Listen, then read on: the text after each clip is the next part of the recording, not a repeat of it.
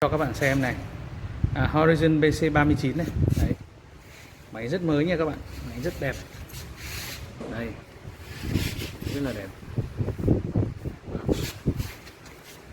Ok, sáng trắng muốt nhá. Máy điện 100V của nội địa Nhật Bản.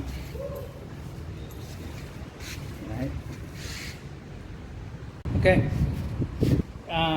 đây là máy Horizon BC39.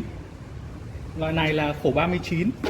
Học cao của nó thì cắt được sách khoảng tầm 1,5 phân đến 2 phân nha các bạn. Đây. Đó. Máy này rất là nó là dòng văn phòng, giá rẻ. Đó. Ở đây các bạn sẽ thấy là tôi sẽ điều khiển cắt cho các bạn thấy nha.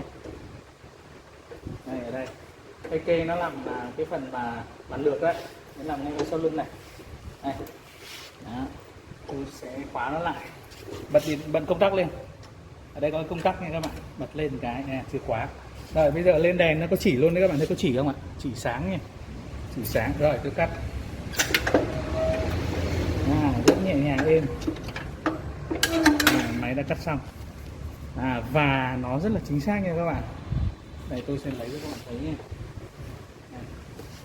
Phần trách dày cũng phải được hơn phân hay các bạn, 1,5 phân. Đây tôi lấy thước đo các bạn thấy này, khoảng 1,5 phân các bạn này, 1,5 phân, 1,5 phân đến 1,8 phân là thừa sức cho các bạn có thể sử dụng để cắt thành phẩm. Đấy. Đây, tôi sẽ cho các bạn xem kỹ hơn nhé. Này. Đó. Dao rất mới nha, máy cũng khá là mới. Horizon BC39. Nha. Máy của Nhật nội địa nhé. Có thước điện tử. Xin lỗi, có thước cắt này. Khổ tối đa là 41 này các bạn này ha. Đấy, cái máy này là khổ 39, có nghĩa là chiều ngang của hộc chỉ là 39 cm.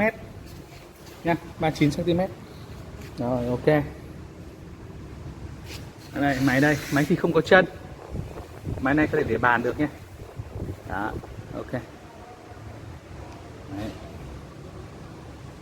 Rồi nhá, chào các bạn.